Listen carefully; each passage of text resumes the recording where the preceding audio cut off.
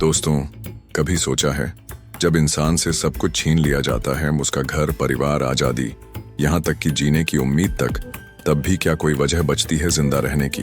दुनिया की सबसे खतरनाक जगहों में से एक नाजी कॉन्सेंट्रेशन कैंप में, जहाँ हर सुबह मौत की कतार लगती थी, वहाँ एक इंसान रोज उठता था और खुद से कहता था, मैं जिंदा रहूंगा क्योंकि मेरी जिंदगी का एक मतलब है। उस इंसान का नाम था विक्टर फ्रैंकल, और ये किताब मैन्स सर्च फॉर मीनिंग सिर्फ उसकी कहानी नहीं है, ये हर उस इंसान की कहानी है जो कभी टूट चुका है पर फिर भी मीनिंग ढूंढना नहीं छोड़ा। ये किताब बताती है कि हमसे हमारी आज़ादी छीनी जा सकती है, लेकिन हमारी सोच और हमारी सोचने की आज़ादी नहीं। चाहे आपका दिल टूटा हो, करियर रुका हो या जिंदगी से विश्वास उठ गया हो, ये किताब आपको फिर से खड़ा करना सिखाती है, क्योंकि फ्रैंकल कहते हैं जिंदगी का मतलब जिंदगी के बाहर नहीं बल्कि आपके अंदर छुपा होता है। तो अगर आप भी कभी क्यों जी रहा हूं जैसे सवाल से टकराए हों, तो इस किताब का हर पन्ना आपको जवाब देगा, क्योंकि ये सिर्फ किताब नहीं, ये जिंदगी में उजाला करने वाली लौ है, अंधेरे के बीच जलती हुई। इस ऑडियो बुक को शुरू करने से पहले अगर आपने अभी तक हमारे चैनल को सब्सक्राइब नहीं किया है तो अभी 7 PM ऑडियो बुक को अभी सब्सक्राइब करें। Chapter 1, experiences in a concentration camp. 1944 का वो दिन, विक्टर फ्रैंकल को बाकी कैदियों के साथ ट्रेन में लादा गया। कहाँ ले जा रहे हैं पता नहीं। जैसे ही ट्रेन ऑश्विट्ज कैंप में रुकी, एक सैनिक आया और बस एक हाथ से इशारा किया। बाएं गए सीधे गैस चैम्बर, दाएं गए थोड़ी और जिंदगी। उस एक इशारे ने फ्रैंकल से उसका सब कुछ छीन लिया। बीवी, माँ, पिता सब मारे गए। अब उसके पास कुछ नहीं बचा था सिवाय उसकी सोच के। फ्रैंकल लिखते हैं, हमारे सामने लोग इंसान नहीं, नंबर बन चुके थे। हमारे सिर मुंडवा दिए गए, कपड़े छीने गए, नाम तक हटा दिए गए। पहला झटका यही था, अगर इंसान से उसकी आइडेंटिटी भी छीन ली जाए तो क्या वो अब भी इंसान है? फ्रैंकल कहते हैं, हाँ, क्योंकि इंसान सिर्फ शरीर नहीं होता, वो सोचने और चुनने वाली आत्मा होता है। जिंदगी का सवाल नहीं, जवाब देना होता है। कॉन्सेंट्रेशन कैंप में हर दिन मौत सामने खड़ी होती थी, पर कुछ लोग फिर भी जिंदा रहते थे। क्यों? फ्रैंकल कहते हैं, जिन्हें किसी मकसद के लिए जीना होता है, वे किसी भी तकलीफ को झेल सकते हैं। कैंप में फ्रैंकल रोज अपने आप से कहता था, अगर मैं आज जिंदा रह गया तो एक दिन मैं ये कहानी दुनिया को सुनाऊंगा। मैं लोगों को बताऊंगा कि इंसान किस हद तक जी सकता है जब उसके पास जीने की वजह होती है। वो अपने फ्यूचर में मीनिंग देख रहा था और यही सोच उसे रोज बचा रही थी। आज भले हम कैंप में ना हों, लेकिन हम सब अपने अपने मेंटल कैंप में जी रहे हैं। कोई टॉक्सिक रिलेशनशिप में है, कोई करियर की उलझन में, कोई खुद से ही हारा हुआ। पर फ्रैंकल की ये बात एक चिंगारी है। मत पूछो जिंदगी से कि वो तुम्हें क्या दे सकती है, पूछो तुम जिंदगी को क्या दे सकते हो। आज इंसान सबवे में सैंडविच ऑर्डर करते वक्त इतना सोचता है, पर खुद से कभी नहीं पूछता, मैं जिंदगी में क्या चूज कर रहा हूँ, मीनिंग या बस टाइम पास। चैप्टर 1 हमें यही सिखाता है, जब सब कुछ खत्म हो जाए तब भी आपकी सोच बची रहती है, और वही सोच आपको इंसान बनाती है। फ्रैंकल से सीखी एक लाइन हमेशा याद रखो, आपके पास हालात चुनने की आज़ादी नहीं हो सकती, पर हालात में कैसे सोचेंगे ये हमेशा आपकी आज़ादी है। क्या आप भी अपनी सोच से अपने हालात बदलने को तैयार हैं? क्योंकि वहीं से मीनिंग की शुरुआत होती है। Chapter 2, inner freedom in concentration camp. सुबह के 9 बजे हैं। अमित ऑफिस में बैठा है, सामने लैपटॉप खुला है, पर दिमाग कहीं और है। कल बॉस ने मीटिंग में सबके सामने सुनाया, तुमसे ना हो पाएगा। अब वो सोच रहा है, क्या मेरी कोई वैल्यू नहीं? पर एक दूसरा इंसान था, उसके पास ना लैपटॉप था ना आज़ादी। वो इंसान नाजी कैंप में था, पर फिर भी हर दिन उठकर खुद से कहता था, तुम मेरे शरीर को कैद कर सकते हो पर मेरी सोच को नहीं।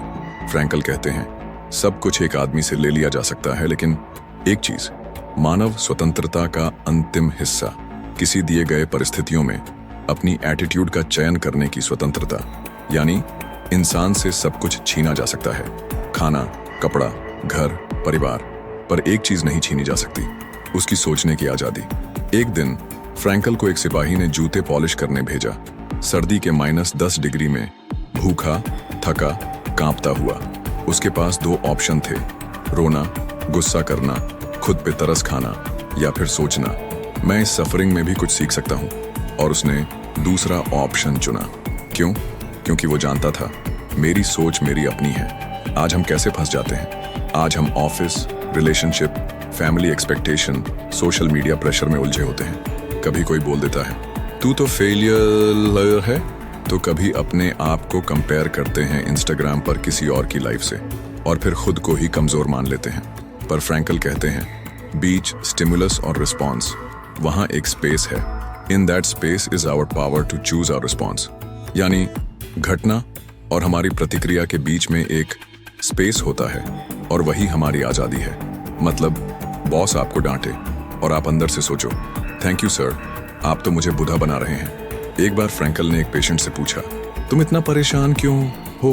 पेशेंट बोला मेरी बीवी मर गई, मेरी लाइफ बेकार हो गई है। फ्रैंकल ने कहा अगर तुम पहले मर जाते और तुम्हारी बीवी बच जाती तो? पेशेंट बोला तो वो बहुत दुखी होती। फ्रैंकल बोला तो क्या ये मुमकिन है कि तुम अपने दुख के जरिए उसे वो दर्द बचा रहे हो? वो आदमी चुप हो गया और रोते हुए बोला मैं समझ गया। उस दिन से उसने अपनी सफरिंग को मीनिंग दे दिया। अब आप भी सोचिए, क्या आपको हर बात पर रिएक्ट करने की जरूरत है? क्या हर इंसल्ट आपको डिफाइन करती है? या फिर आप डिसाइड कर सकते हैं मैं कौन हूं? फ्रैंकल कहते हैं मनुष्य एक प्रतिक्रिया देने वाली मशीन नहीं है, वो एक सोचने वाला, समझने वाला और चुनने वाला प्राणी है।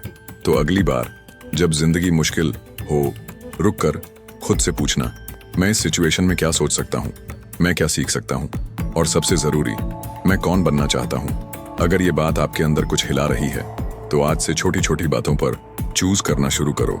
गुस्सा या समझ, गिला या ग्रोथ, शिकायत या शक्ति।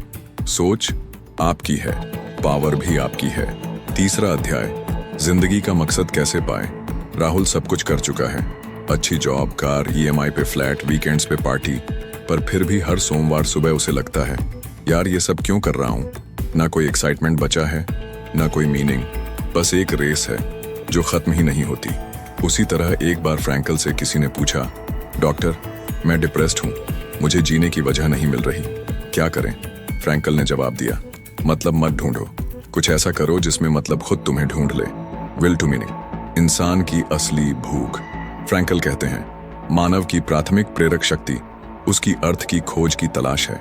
यानी इंसान का सबसे बड़ा लक्ष्य खुशी नहीं होता, बल्कि किसी मकसद के लिए जीना होता है। लोग सोचते हैं अगर पैसा आ गया तो खुश रहूंगा, अगर रिलेशनशिप परफेक्ट हो गई तो सब अच्छा लगेगा।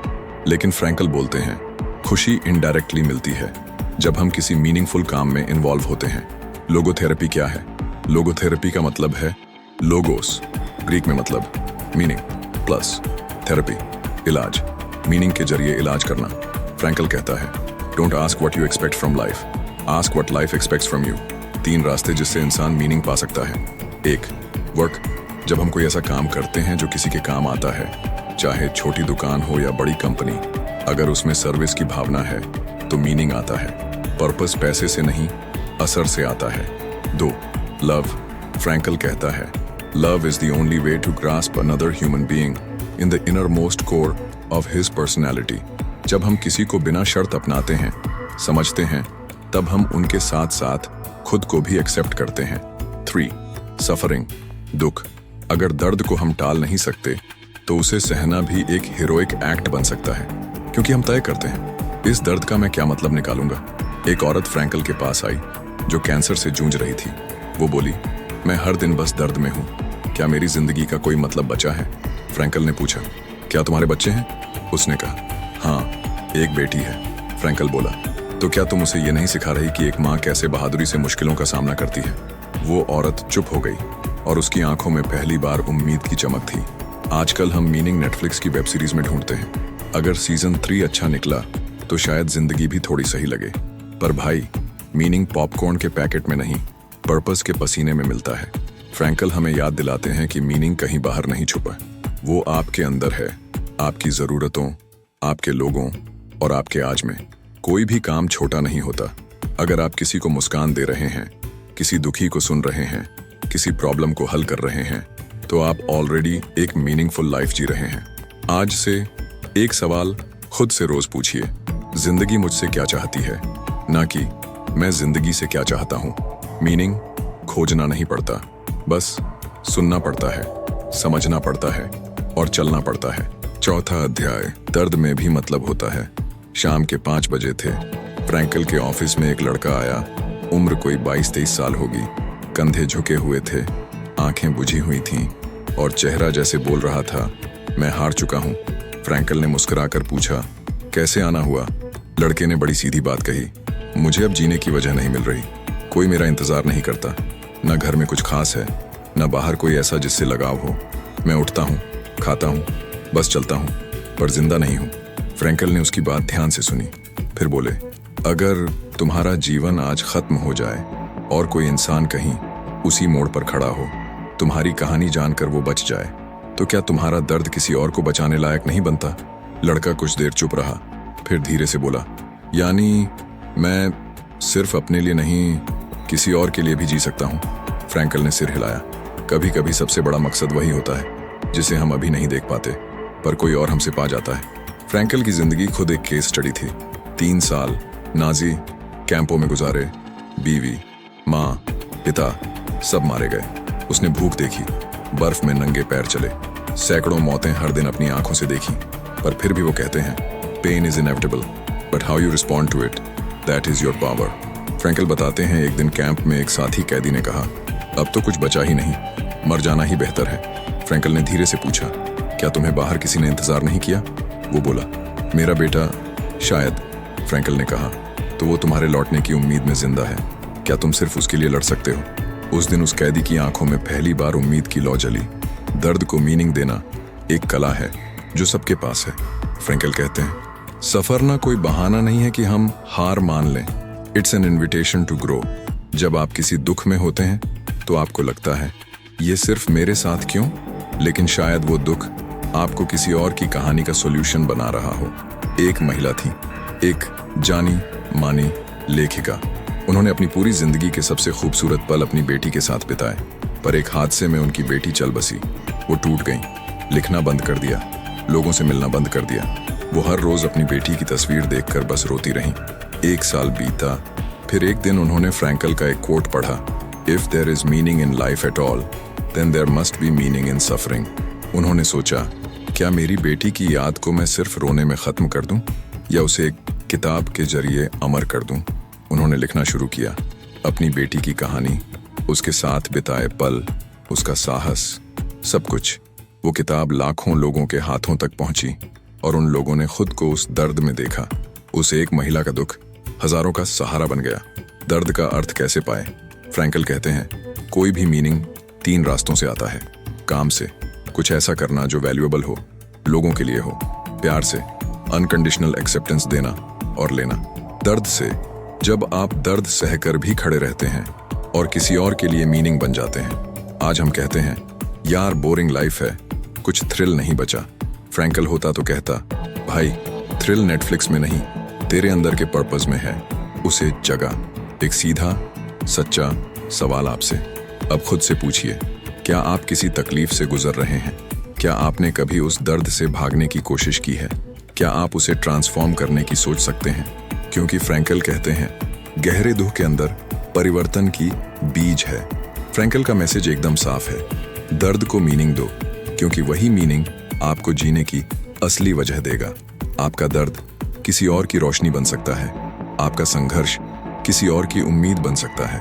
तो आज अगर आप टूटा महसूस कर रहे हैं तो टूटे मत रहिए, उसे कहानी बनाइए, क्योंकि दर्द में भी मतलब होता है। 5वां अध्याय, ट्रैगिक ऑप्टिमिज्म। हाँ कहना जिंदगी को। राजेश एक रिटायर्ड फौजी था। कभी अपने देश के लिए लड़ा, गोलियां खाई, वीरता दिखाई, लेकिन अब अकेले एक कमरे में बैठा था। बीवी गुजर चुकी थी, बेटा विदेश चला गया था और उम्र अब बस दवाइयों के भरोसे थी। हर सुबह उठते ही बस एक सवाल मन में गूंजता, क्या अब जीने का कोई मतलब बचा है? एक दिन उसके बेटे ने उसे मैन्स सर्च फॉर मीनिंग किताब भेजी। वो धीरे धीरे पढ़ने लगा और वहां उसे एक लाइन मिली जिसने उसकी सोच बदल दी, सही बोलो जीवन को, सब कुछ के बावजूद। उसी दिन से राजेश ने कुछ बदलने का फैसला किया। फ्रैंकल इस पूरे चैप्टर में एक गहरी बात करते हैं, ट्रैजिक ऑप्टिमिज्म, यानी दर्द, गिल्ट और मौत जैसे सच होने के बावजूद जिंदगी में हाँ कहना। फ्रैंकल कहते हैं, optimism in the face of tragedy is not foolishness, it's courage. Tragic triad, 3 अटल सच्चाइयां। फ्रैंकल बताते हैं कि इंसान 3 चीजों से नहीं बच सकता: दर्द, पेन, शारीरिक या मानसिक, गिल्ट जो गलत किया या कर नहीं पाए, मौत, डेथ जो एक दिन जरूर आएगी।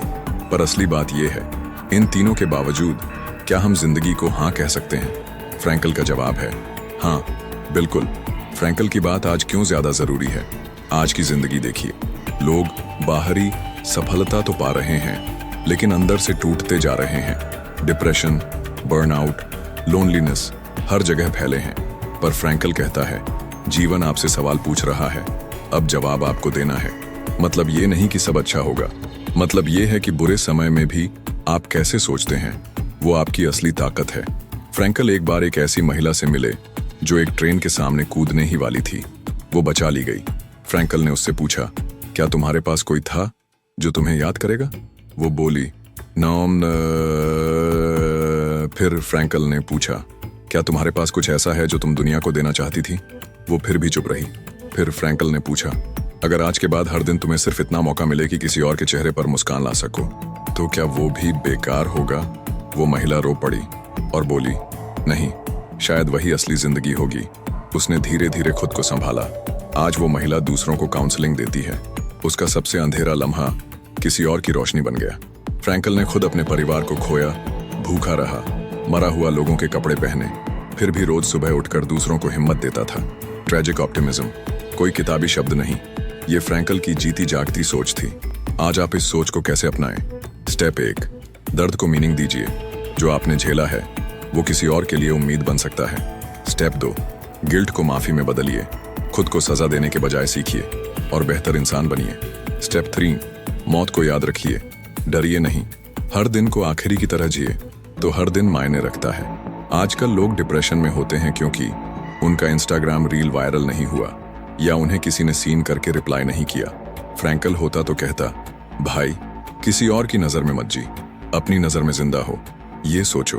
फ्रैंकल की एक बात हमेशा दिल छू जाती है, life means taking responsibility to find the right answer to its problems and to fulfil the tasks it constantly sets for each individual. यानी जिंदगी आपको लगातार टेस्ट दे रही है।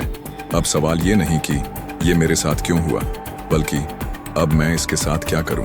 राजेश, वो रिटायर्ड फौजी, अब हर हफ्ते पार्क में बच्चों को कहानियां सुनाता है।